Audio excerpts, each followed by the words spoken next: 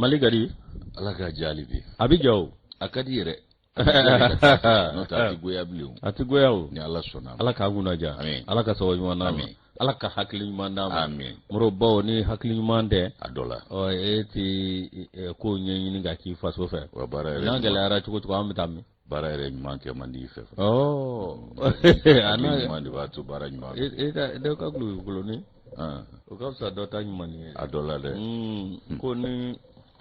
dɔw tɛgɛ bɔra molokan tigɛ foyi o a bɛ kɛ cogo di maa si jamana si ma bɔ a yɛrɛ la ni min ma sɛgɛn latigɛ ko ka ca ni maa min fɛ ko tigi fɛ ka magwan kɛ i bɛ sigi ni jɔnya ye fɔ badabada a banna i ye magwan kɛ a ka ca ala fɛ hali n'i ma kisi jɔnya ma i na kunkɔrɔta sɔrɔ ala k'an kisi malo ma ala k'an kisi jɔnya ma muru ala ka sababu ɲuman d'a ma yarabi ala ka an musow kɔrɔ ɲɔgɔn bolo an ka bolokolo kanubaw segu jara ko tɛ dɛ ko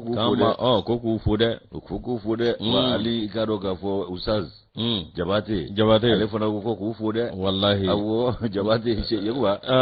ko k'u fo dɛ k'u kan ka fo dɛ awɔ moro bi jumɛn i b'a sɔrɔ an ka maa caman labɛnnen no minnu b'u ɲɛsi awa min ye an ka misiriw la ka taa an ka batow kɛ moro an bɛ dugawu don de kɛ yarabi n'u ye bato kɛ n'u ye dugawu kɛ ala k'a bɛɛ lajɛlen minɛ yarabi ala ka jamana in basigi min ye awa nɛgɛw karafe a bɛ maa min bolo bi o ye Vincent Togo ye Vincent Togo min ye awakado réalisation o bɛ l'enfant de Kita Kuruni bolo fɔ a b'ale bolo Sedina Umar Keita n'o tɛmɛna ka bɔ yen min ye awakado difu la sa ZB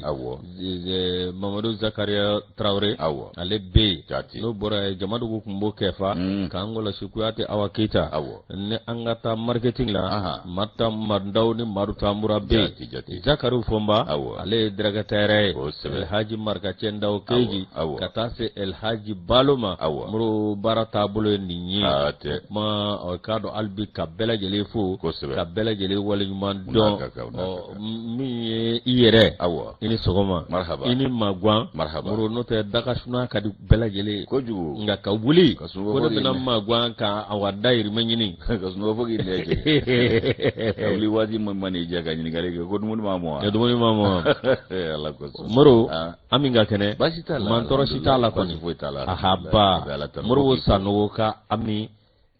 sanogo gindo n'a jara alu buya i ye a ka diɲɛ fara lahara kan mu an kɔni ta ye ami ye le 29 a b'a yɛrɛ y'a kelen na ye a m'a fɔ ko olu ka kɔɲɔ don ye a tɛ sigi a yɛrɛ la f'a ka t'i jɔ mairie la kɛ ko kɔɲɔmuso ma ye an den fana ka kɔɲɔ bɛ yen Bamba Kamara an bɛ dugawu denw de kɛ ala ka furukɛ sima fila kabure moro fati inik gise inik moro k'a fo ka waleɲuman dɔn o ye sanafɔw ka nungelen fiyɛ o ye sanafɔw ka alimandarapo ye ale don dɛ ko fiɲɛ k'a fili k'a yanga sanfɛ ko fiɲɛ k'a fili a fara moro ma i yɛrɛ i ni sɔgɔma marhaba man tɔɔrɔ si tɛ yen an bɛ ala tanu marhabani Traoré ba ni denmisɛnw ka kɛnɛ tabarikala o ye hamina ko belebele ni tɔɔrɔ t'olu la tabarikala an bɛ ala barika da ka so fila masa k'a tanu sanga bɛɛ la kɛnɛ bɛɛ ka wa a ka kɛta bɛɛ fana na n'an ye so fila masa tanu an bɛ rasulu barika da ni ka wale ɲuman dɔn nɛɛma ni kisi ba ma ala k'o jidi a kan Yusu k'an masaw fo sarasi t'an bolo ka d'u ma foli ni tanu tɛmɛnen kɔ an bɛ dugawu kɛ hali bi ala k'u bolo k'an siw ji an kɔrɔ ka i k'a dɔn banakɔrɔw basi ka jiri kɛ lafiyaw la fɛn o fɛn bɛ tiɲɛ so badabada dali ala ka nɔgɔyaw n'an ka banbaatɔw bɛɛ lajɛlen ye o kaburu nɔrɔ Yusu o kumana kanuba jama faso kɔnɔ ani faso kɔ k'a k'u ni ɲankuma ka bɛn n'u sigiyɔrɔ cogoyaw ye o kumana ko kulo ɲɛgɛlɛ jɔko ɲuman ni ɲɛmadɔ ko ɲuman an bɛ dugawu kɛ ala ka nɔgɔya olu ye ala se ko ɲuman ka nɔgɔya an yɛrɛw ye k'a ma bɛɛ k'a cari an ka ŋanaw bɛ dibi la an b'u fo suya kɔlɛtigi ni nɛgɛ sujurutigi o ye olu ka baara ye ala k'o nɔgɔyaw ye o kumana n'an y'o dugawu kɛ k'o badabada foliw kɛ bɛɛ lajɛlen ye k'a dɔn ɲɛmaya so tɔw fana an bɛ fara ɲɔgɔn kan foli kɛ min ɲɛ ni ka tɛ de renouveau alundaw n'a ka jama an b'u fo ka don i k'a dɔn renouveau imprime na Madu Sogoba ale fana n'a ka jamakulu bɛ yen ka i k'a dɔn suya kɔlɛtigiw ni nɛgɛ sujurutigiw ka ɲɛmaya so fo ka bɛɛ lajɛlen fɔ montage maaw Zeburama Kɔnɛ a n'a ka jamakulu an ka foli b'u ye kɛnɛ in kan Yusu ko bɛɛ k'i bisimila saha o kuma kun fɔlɔ n y'a di ma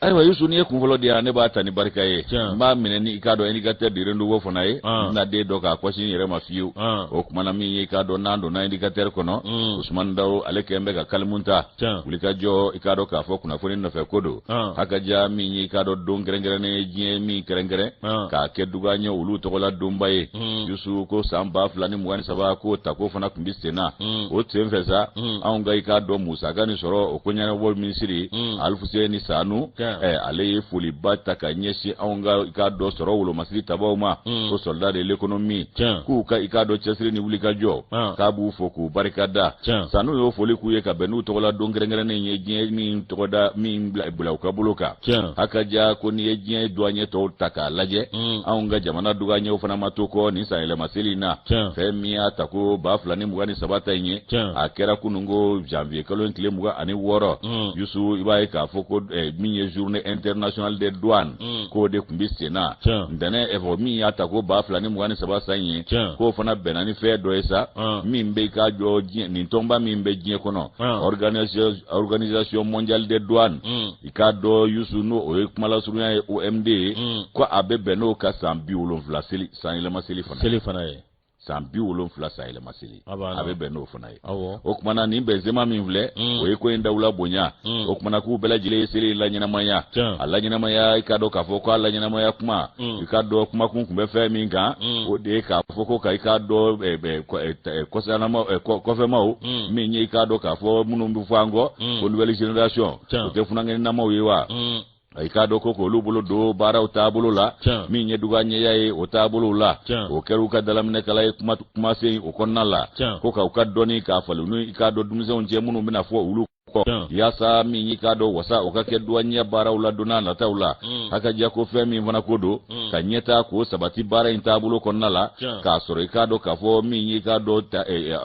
fɔfɔɲɔgɔnkɔ ani a ko a lawaleyali ka taa n'a ye ko olu fana ka kɛ ko sabatilen ye bamayɛlɛmaw k'olu kɛ ka don nin métier in kɔnɔna la k'u sinsin i k'a dɔn k'a fɔ ni dɔnni falenni ye u ni i k'a dɔn funankɛninw n'u maa minnu bɛ fɔ o kɔ k'u sinsin ni dɔnni falenni ye olu ni ɲɔgɔn cɛ ayiwa dɔnni min b'u la k'a di funankɛninw ma minnu bɛna fɔ u kɔ n'olu bɛna baara in ta olu kɔ hakaja ko min ye i k'a dɔn u fana ka kanu don ka ɲɛsin baara in ma n'o ye douanier baara ye a n'a kunkɔrɔta u ka k'u ka hamina ko belebele ye diɲɛ i k'a dɔn douanier olu tɔgɔna don min filɛ nin ye k'u bɛɛ y'u sinsin nin ko in de kan k'a fɔ ko fɛn min ye douanier ye a ka kɛ kunnawolo ko ni wasako ye i k'a dɔn diɲɛ fan bɛɛ lajɛlen fɛ OMD u ye wele bila i k'a dɔn douanier u ma ɲɛmaw bɛɛ ma i k'a dɔn diɲɛ douanier bɛɛ lajɛlen k'u ka nin ko don ba la min ye funankɛninw ka bolo don baara la ye douanier taabolo fɛ k'a dɔn k'a fɔ ko u yɛrɛ bɛ se k'u hakilinaw ta cogo min na ka i k'a dɔn lawaleyaliw ni baaradaw k'olu fana dilan ka jidi fana kɛ taabolo la ka ɲɛsin labanna kunnafoni cɛrin siraw ma nin bɛ ka kɛ dɔnni ye min n'u b'a karaba k'a bila denmisɛnw ɲɛ hakaja dɔnni yɛrɛ min b'olu fana na ka fara i k'a dɔn labanna kunnafoni cɛrin siraw kan k'a bɛɛ lajɛlen kamaru ni ka i k'a dɔn douanier k'a kɛ jidi sira ye ka ɲɛsin o ma yusu o kumana ko min ye k'a dɔn u ka taabolo ye k'o kɛ ni tilennenya ni hɔrɔnya ye ani jɛlenya k'o bɛɛ lajɛlen don i k'a dɔn denmisɛnw na u ka i k'a dɔn k'a fɔ dɔnni faralen o fana kan k'o bɛ i k'a dɔn wasaba di i k'a dɔn baara in ma n'o ye douanier baara ye o kumana ko min ye i k'a dɔn u jɔyɔrɔ min fana bɛ yen jamana ka jidi sira fɛ n'o bɛ nafolo ko ani musaka ko nasiraw fɔ k'u k'o fana kɛ ko ye min n'u ko sɔnnikɔrɔ ko ye o kana kɛ ko bilalen abada nafa a n'a hinɛ n'a sɔrɔ min bɛ se i k'a dɔn jamana ni jamanadenw ma ko ka k'u ka wuli ka jɔ o fana fanba ye ka baara in k'a kɛ i k'a dɔn ni dɔnni ye a fɔ min ma fɔ ko professionnaliya ka baara in kɛ n'o ye k'u ka nin bɛɛ lajɛlen dɔgɔnɛ ni k'a di denmisɛnw ma olu k'a foro yanni don dɔ cɛ yusu o kumana ko min ye k'a dɔn u ka taabolow ye u n'u jɛnkomaɲɔgɔnw minnu bɛ jango i k'a dɔn kɛnyɛrɛye tigilamaw ko fɔ o baara kɛ ko ɲuman olu ni ɲɔgɔn cɛ ko k'o fɛɛrɛ n'o dabaliw fana k'o bɛɛ lajɛlen di denmisɛnw ma ani k'a dɔn taabolo minnu bɛ yen nɔ n'o b'u ka i k'a dɔn bamayɛlɛmaw ani kunnafoni cɛrin siraw k'olu bɛɛ lajɛlen ko fɔ o kumana ko welewele bɛ bila i k'a dɔn douanier maa ɲɛmaw bɛɛ lajɛlen ma diɲɛ na u ka taabolo kɛ nin ye min bɛ i k'a dɔn funankɛninw olu bolo don baara in na k'a kanu don u fana na o ka k'u sinsin n'an ye o kumana douanier u tɔgɔla don kɛrɛnkɛrɛnnen min filɛ nin ye k'a kolo donna ni fɛn min ye o de i k'a dɔn nin kumakan barikama ninnu ye o kumana ko sigi ka kuma o ka tɛmɛ u ni funankɛninw cɛ sanga ni waati ka dɔnni falen falen i k'a dɔn ka faamuyaliw fana k'o lase u ma sanga ani waati u k'u sen don i k'a dɔn douanier baaraw la a n'a taabolo folula kumbemba munum bike ani jereba munum bike la joli kala ndo stage de formation yi u ka yenu no mbela jelena ni mbega ke funangenu ye garsiga ka duma ni ngo bela jelena o kuma ko minye karo labana kuna voni cheresira mino city webi ko fana ka blow ka bulu ka sabu barati ta ko bi o kuma ko duganyo minye fasiri sebenye ko revue ko fana gla utola sebo fana bi no muno ni karo dumzo mse ko sinsin oka aka jaka manye maya ko wakilinata kanyeshi karo ko mauma ni ka doni sira ani familialist sira ye go bete maningo wuli ka jo munu mbeke duganya ya bara okono ka nimbela jile nye ka fese dumise unye okumana ko kera ika do nyina kuma fambai sanu no ye ministry akoko ale ko nibanga duganya ofo ko ika do fiana na nyosurula bolo soro sana ko sabu anga duganya ubene mbela jile tabulo ka kaba okumana ko minye duganya oreka ika do tabulo ko de douane ani dekere munu mbe mi mbetali ke ika do pembendili la duganya uma ko tali hakilika jagabo ka ken mbela jile ka anuka jengo manyonya unuche nyonche minye kenyere akatasi ikado tabulo weroma fe minye duganye uye ikado fe mimbe no be doni klali kovo uni mawera uni nyonche ani funange ni jekulu ni nyonche ikado kavoko funaka ke ikado fenye ubu sinzi minga kosebe akaja yusu ko duganye ya ko abe fe mingovo ministry ka fola ko ikado jele ya ani klini yai kajiri ke kanyeshi sorofa na tasirama okumana kale bufo ku barkada ko sabu yo wale ke kaba ko minye jamana franche fanga manyema ukafoliye alebo data kaniko lasiga duanyoma sanu kafola ako duganni empo kuye joro mi mfa malikola wati mi jema jera ka garante takaun segere ani jiya regele ya unakuma olu munu nyansoro akasoro ambe dabolo werawla kuye joro mi mfa ko de ya to gouvernement sera ka ijojo sinjamana ninga ko chamanya na bo ko tanunga siguma antna tarundo jurula o kuma minyi kado manyema bay no sanuye ni ale folike dugani ni empo akoka bu barkada ka sabu ke ka wulika jonu ka chesiri ka bla ka mu fana fo femi ko soldat l'économie soro wulo masiri tabanu nu ka bu fo kai ka do fini ndiki kelengele befo la kana ba bebi fo jango munu ntora faso kuma bo barala nu kera sedu shuye ko ka tashi blage ka nyeshi uluma sabu luke mbega kele wulika nyeshi jatike wale ke ba tikila mauma faso jugu ani nyina mini fura fere law mimbela jele cheni ngelawe uka kele nyeshi no munu ma okuma ubuka to kele muna kai duo ke ulu fana ye o minyi ka directeur général ye douane otola ale fana ye folika ka barakela uye konni kuna wolo mi vle barakela uka kuna wolo du abana kulu ka chesri nuka wulika jo ani ka do soro mi nu yo ke ko la nyini mi ngunkeru fe uyele no ni sanje ma fu ya ngu yereda awo yereda matu mamuda uyu yereda ndi okona yuzu minyi ka do ko milliard bi wolonvla ana kunga 20 kema woro ni muga ku yo fara nyonga wa uniyaye biro non connecté ulu sentola abana biro munu connecté nde ko niyaye ulu sentola ninde sorokera et puis ani jamana sabache frontière galabe falai o Algérie Niger Burkina an Mauritanie fando yayi nolu belabla lelu akmeke soron soro de abana daw kan nobla ni anya boni gatari no bokono ka bidon boli do yusu moro douane o amu fo ambe awa foli amba la se ayere korkeba awa no ye kone akafu katumani vana fu nyere kam mudamu bora ka to fo yaw nyere kam mudamu fona biu patikaya anga fuli bai amara ambe komanda kone fu komanda kone fure kone fure kone amba fona fu fure aka fure ani mon para mame dukara ka jagli fu jagli kafo Abdurrahman Jakite kafo Usman Traoré wani ani Ibrahima Jara ambe duwanyo ye munu ga chesiri boya na ko abana Nasra Mari Keita barka muro nunu bela jele duwane katasi sambu siribe muro abu bela jele fo ani Umar Katabara Bemina muro ka duanye bela jele fo Malikona kuli cha ali munu be segana fiya bola ali munu be segana fiya bola ko muso bola jene ba kone abana ani duanye rawa jara muro wala ka nguna ja ami sebenda min namba taw ti dore minye awakado nyere la anga wol masiri tabaw awa minye uye fasa babambanjo nyena muro ikado ma biworo yolu dashula ma binan ni flabanyongo muro uyolu mine minye udagayaro munumbe nu buka dorogu nu kam marifaw anu ga mugu perendaw awaka bela jele mara yoro mi moro uyo o mugan fla uyo dawalu c'est ça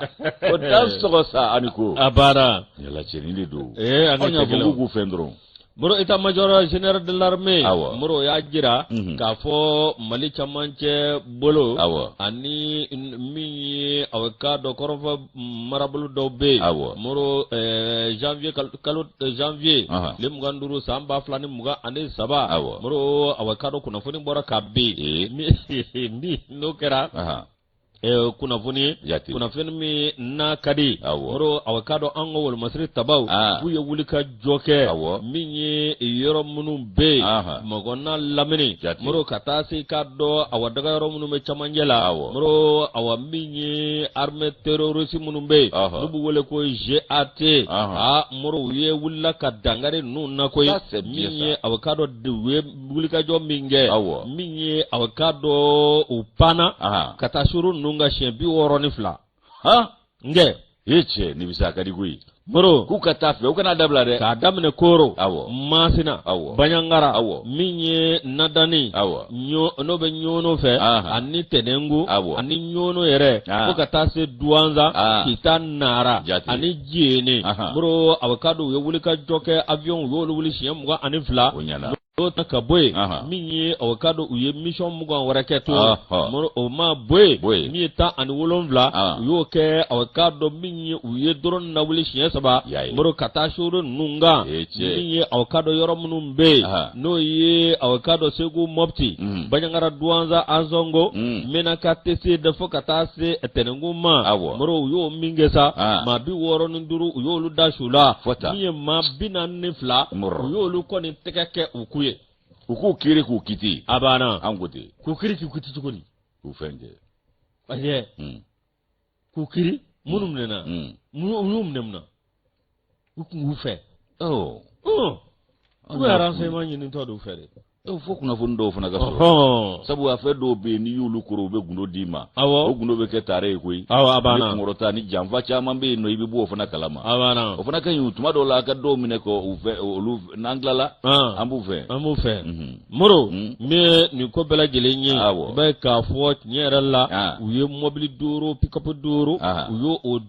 uye to sanve ka olu tache no bora moto bi sabani nani uyu to sanve ko lu tache ni awakadu ka bom ma fe nu moro uyu to drona ka ko betache moro ikado binyi ni koeza lewa ka fo anga jamana bi moro awakado binyi nyera la ko kara so we kado ka wuli ka joke yoro do be o ngambe ka ambargo takulu segere o kara so we sa uye awakado balo ni fonta katadi oluma no borai minyi mishi kemeduru uyo mine dingata odi awakado ango awazanarberi moma ugo olu tigo nyini no tamana kaboy minyi awakama sabani biduru be bagawna yo fana mine awakado ko to di awadugo frika ma mi olu ko tigo nyini bo do fana mammi famia ni mishi minena epsikata ahone ka mishi flene ayde o chugote otaw ayibtani dalukolo gele onde ayibtani dalukolo gele ka mishi minena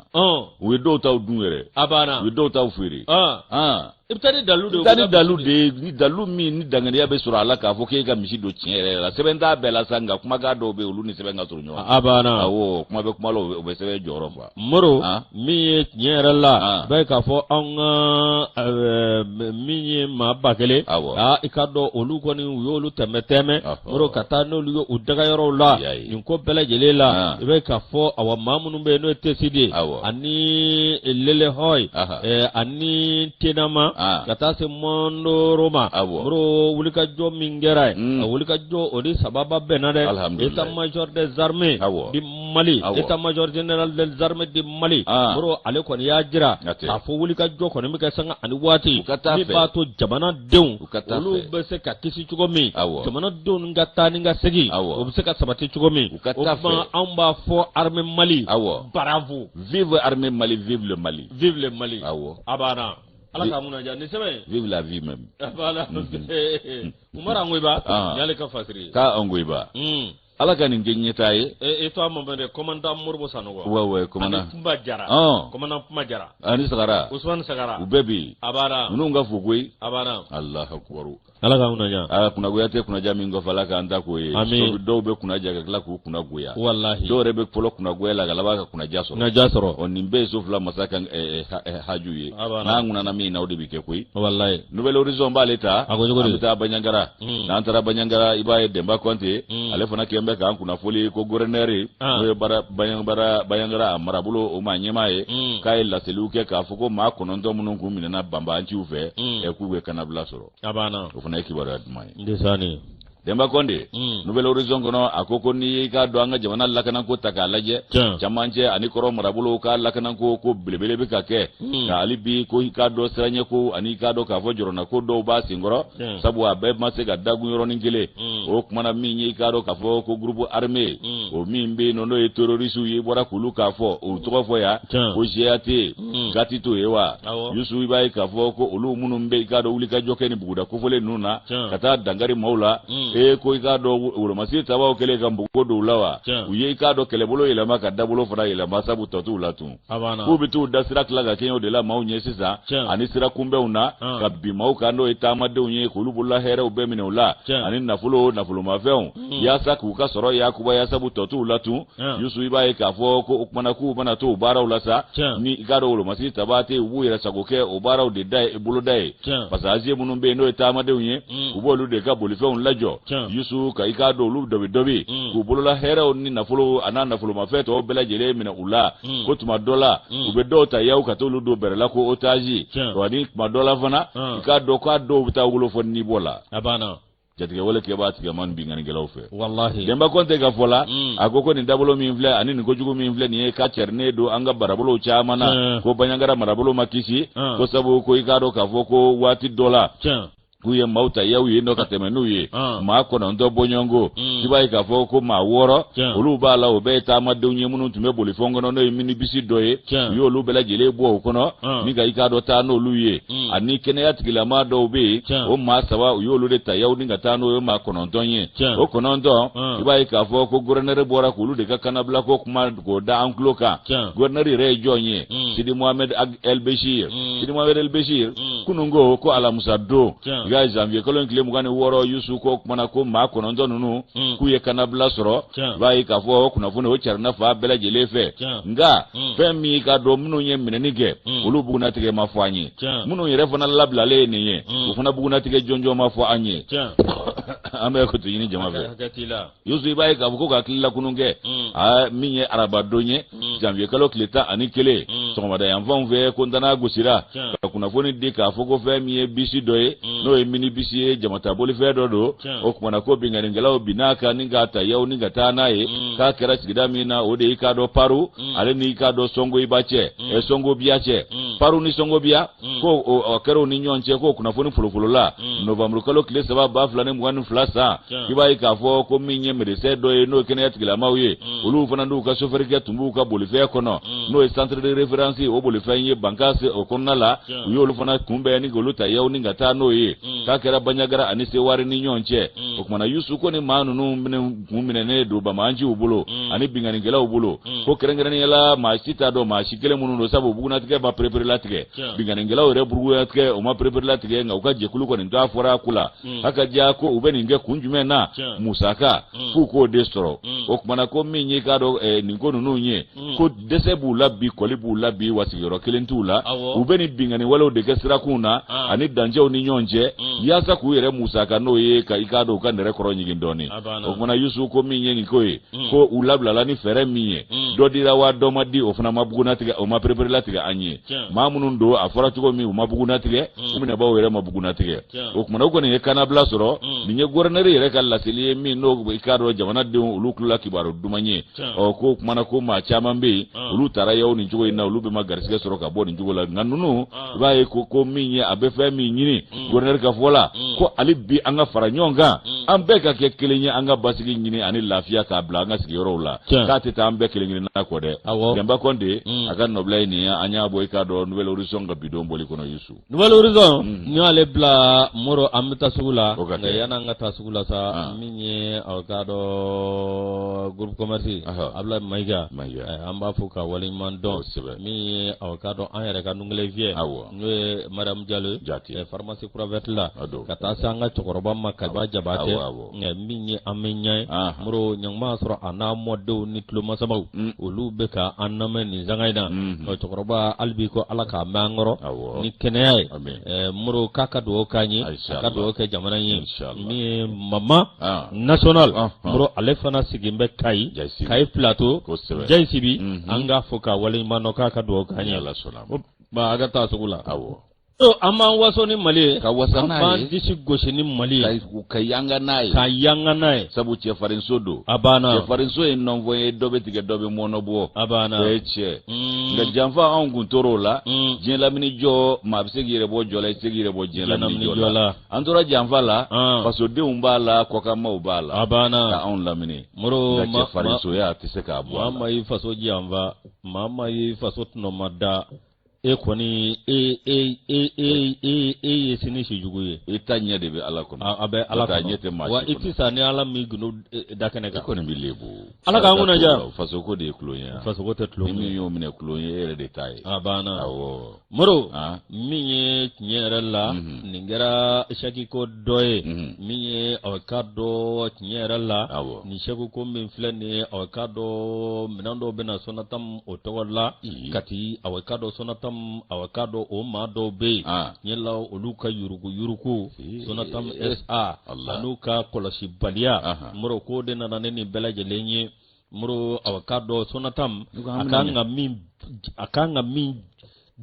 bila Mali jigiɲɛ kɔnɔ miliyari 4 a kan k'o de o Mali ka o de b'a la a kan k'o bila Mali jigiɲɛ kɔnɔ a b'o bila jigiɲɛ kɔnɔ cogo di k'a sɔrɔ a yɛrɛ denw dɔw bɛ k'a dili tigɛ a banna nin de ye Mali ye a banna hali n'i ye diɲɛ di Mali ma maliden dɔw yɛrɛ b'a a bɔrɔ ni fara dɛ ka to k'a wɔgɔbɛ dɔɔni fo ka taa ban dɔɔni wallahi nka nin ye hɛrɛ ye an bɛ se minɛni k'an yɛrɛ ma wa ni Ala cɛ an bɛ k'an yɛrɛ ɲininka an bɛ mun na an bɛ ka mun kɛ anw yɛrɛ ye jɔn ye o kuma sera sa dɛ Moro ka taa suyɛni sɔrɔma gɛlɛ kɛ bɛɛ kanufɛn ye ten a banna suyɛni ka kɛ baarada suyɛni bɛ baarada la baarada yɛrɛ ka sɔrɔ tɛ fɛn min bɔ o de bɛ ka suyɛn o bɛ taa ɲɛ wa o tɛ taa ɲɛ ko o faso ka taa ɲɛ n'o bɛɛ ye gouvernement ye an ka taa nin bɛɛ ye gouvernement ka foyi tɛ nin nin bɛɛ de ye gouvernement ye an ka taa gouvernement an yɛrɛ b'a kɛ k'a da gouvernement na an ka taa Moro tiɲɛ yɛrɛ la nin ko min filɛ nin ye aw k'a dɔn min ye nin kɛra Kati douane na Moro aw min ye maa min bɛ yen n'o ye Sonatam a cakɛla dɔ ye Moro ale kɔni tun bɛ taa aw k'a dɔn min ye Sonatam a ka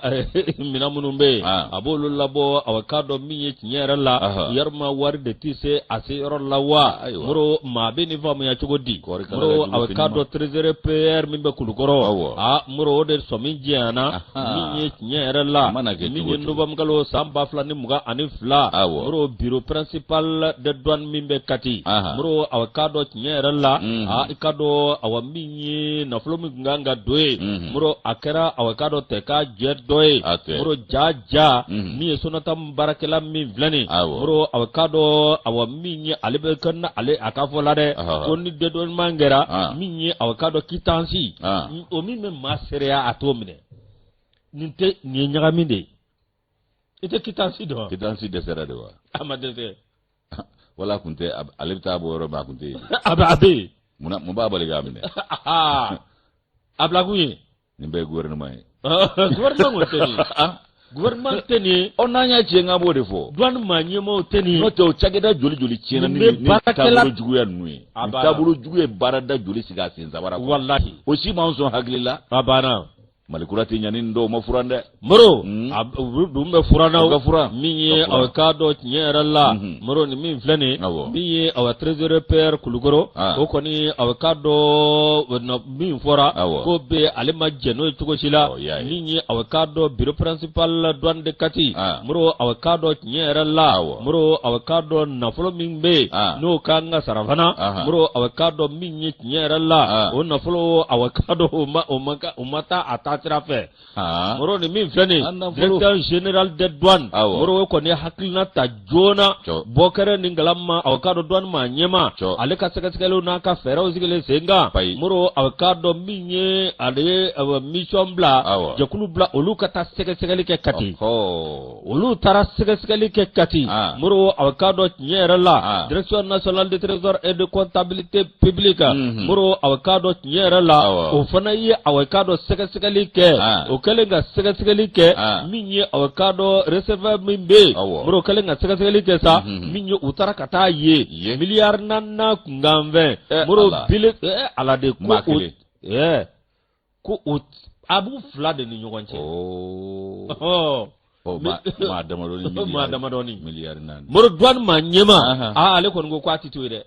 n'a y'a to yen a b'a n'a cɛ o a banna a b'anw de n'a cɛ o t'a ka n'a to yen dɛ moro aw ka dɔn sinna ka mission wuli ten ka taa ko sɛgɛsɛgɛ k'a fɔ aw minnu taara ka taa sɛgɛsɛgɛli la a kana ani nɔgɔ si kana na nin ko in na a y'a ko bɛɛ fɛsɛfɛsɛ a ko tɛmɛna sira min fɛ maa ma ɲi b'a la moro k'a bɛɛ lajɛlen da kɛnɛ kan moro aw ka dɔn mission min ye o taara ka taa aw ka dɔn 21 22 moro aw ka dɔn o taara ka taa nin sɛgɛsɛgɛli bɛɛ lajɛlen kɛ moro aw ka dɔn min ye tiɲɛ yɛrɛ la receveur de bureau de douane de Kati moro u y'o dulon fɔlɔ aw y'a dulon fɔlɔ foro daminɛ ye waa bɔ ye awɔ u y'o dulon moro aw ka dɔn ni ɲɛma yɛrɛ ka fɛn ye wa min ye ministre Alfuseni Sanu ye ministre de l'économie et des finances ale kɔni ko ka nin ko bɛɛ lajɛlen fɛsɛfɛsɛ ko nin ko in tɛ to ye dɛ ko jamanadenw de ka nafolo don min ye douane ma ɲɛma fana ko a ka sɛgɛsɛgɛ min ye maa o maa ni nɔ yera na i t'a fila ni jɛ tigɛ min ye aw ka dɔn a ko kɔni moro aw min ye douane ma ɲɛma ye a ko bilalen aw ka dɔn kiiritigilamaw ka bolo kan yɔrɔ ni ko bilara kiiritigilamaw ka bolo olu de bɛ ka baara kɛ e kɔni e y'u bila ka taa o ye e b'i da bɔ a la i b'i ka jaabi dɔrɔn de kɔnɔ sa i b'i ka jaabi de kɔnɔ kiri mana jaabi min moro min ye aw ka dɔn quittance de paiement Ali Badi Maïga moro n'o ye douanier dɔ ye moro aw ka dɔn tiɲɛ yɛrɛ la min ye quittance bɛ di ale de ma koyi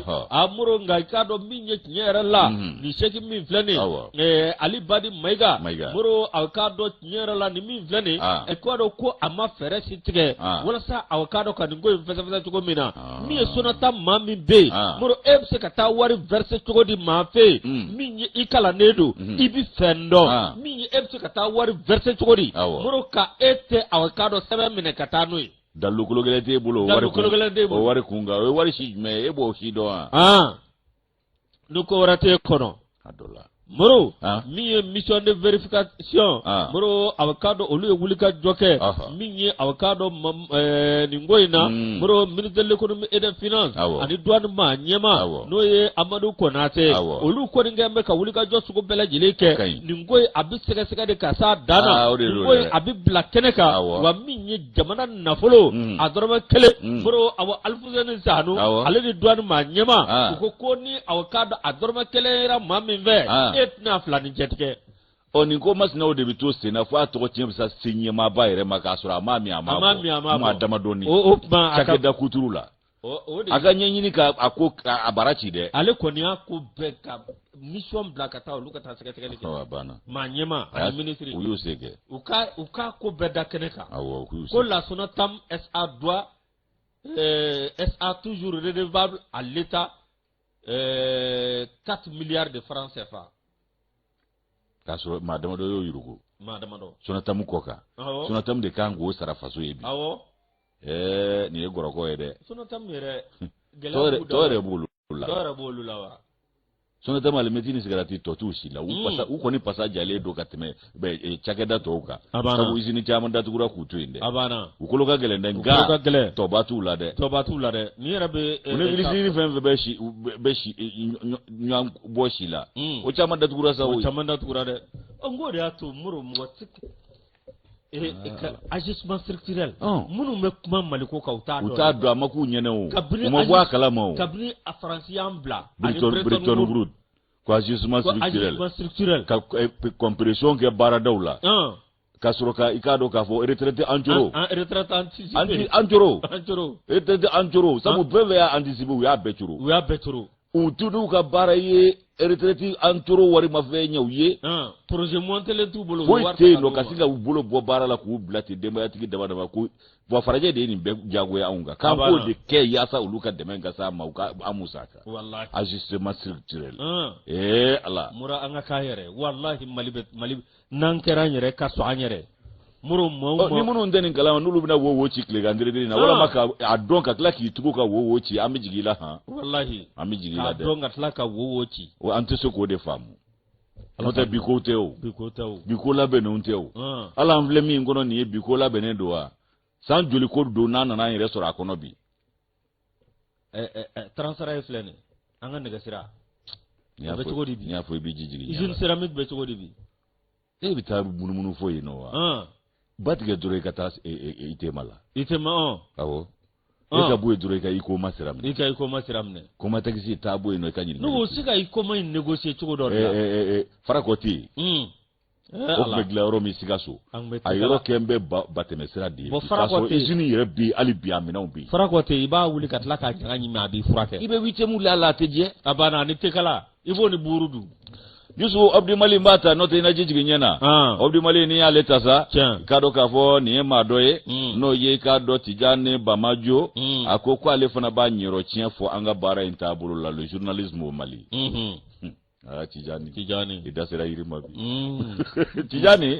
akoka na ida do anyire kungola bi ikado kafo mi nyenda be turula ndabe kuna funi barakela ula ndabe jalala ndabu la bi Tijani de anzuma Tijani Bamajo akoko kuna funi barakela munu no journaliste uye ko alebna nyiro chien fo akola bi ko jongo ala ko nyi daile la wa ko fengura munu nana do ma ya tabulu la ko lukera sababu ye ka daile li to barka bunya uko mi mako web tv mi ye ka do labana kuna fo nkera sira usanve television so munu mbe no yusuko web tv igado ka fo ko olu ko ni ka sansoro bi ko sebe igado abeka daile chugo mi réseaux sociaux ka abeka daile ni mbela jile ya damatile ye o kumana ku bi ka ke sababu ye ka faciliter jekulu mi no presse écrite ani ka do kuna fo nkera sira to munu no television classique re angandi la television igado ku bi ka ke sababu ye ka dangaru luka bara atabolo nyuma na impost sara o te taxi sara uma go te fo ila ka kuna fo nkolon chari ndoro ku nyeda ndomina ka buruburu mine ka mazi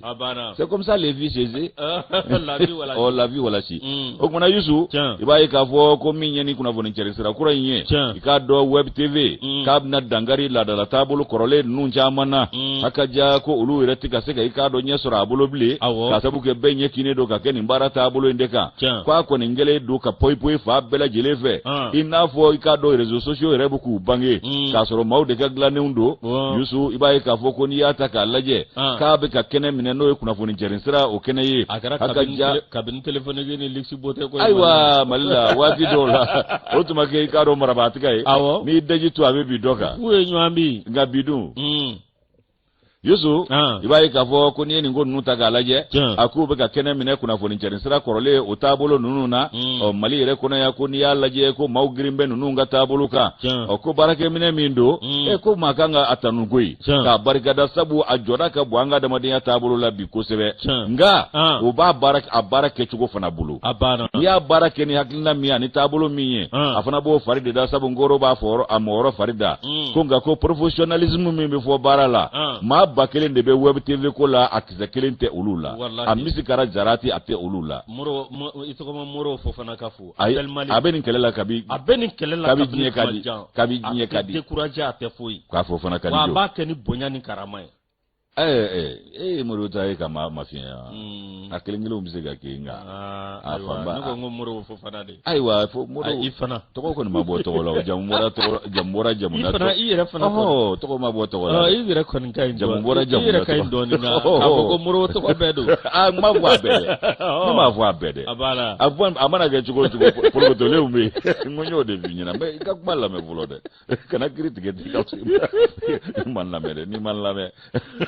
atijare so wayizu igaro ka fo ko akisekelete ni makufole nuna ko journaliste ya ere doni fan kisekelentu la ga be ko kulu ye journaliste ye abela jire de directeur ye ka do ka réseaux sociaux ka uga web tv ko la o directeur udo o kuma ko ni ata ka laje réseaux sociaux munumbe no Facebook ye ikado YouTube TikTok ko web tv ku unyonjale do kambide wa directeur be kambe ka utu ka television daile o kuma ko minyi ka do ko ado re kokoroma do ni jamana ma bawye ma nyema ni setigi ani ka do joro tigi ko ba do kokoroma dungwe o ko ni u ka kuna fonu unlaje ko kuna fonu nun chama be ko propaganda nun de dogo tiente ani tinya ka janyona kuna foni wa propaganda mbike tugodi o be ke mami mbe ka do ka fo web tv musa ka kuna foni propaganda mbike edi abara iyaiwa o propaganda mbike edi ka sura ni tinya ka ja ani tabolo ka ja aiwa kuna foni di bara yere fe mi ngofo amakeno hakilina ye amakeno bara ke tugo amakeno fere ye o kuma ko ni be kuna foni bara ke iba ta develop ka bara ka buni kolo bonyo na kunguni nyenye mana bonyo na akuna foni balole mi mbe anakise mi mbe isoro ko da bika do mautege ko da maukulo fanaka o kuma yusu ko mi ka do mali presi ko ni yata ka laje ko farati bari ban gambi ka sabuke ni webi tv ko nunu nye aka ja ko donin tula alla ben tula kuma kalange ka wuli dro ki bla ko la kle gwadre de reve ko sabuka kadi na fura ka kadi ka do akeba bichaya ko kuma yusu ki bai ka voku bika nanga kuna funi di bara atabulo ka kasa koya ka kene chien minga chien refana chien ambulo ko chien tu bulo machamana nga ikado maube kala turu ulu taga sabu be nyon soro kene minga no ikado rezo sosio wi ko ni gembe bela jile mununu yoroye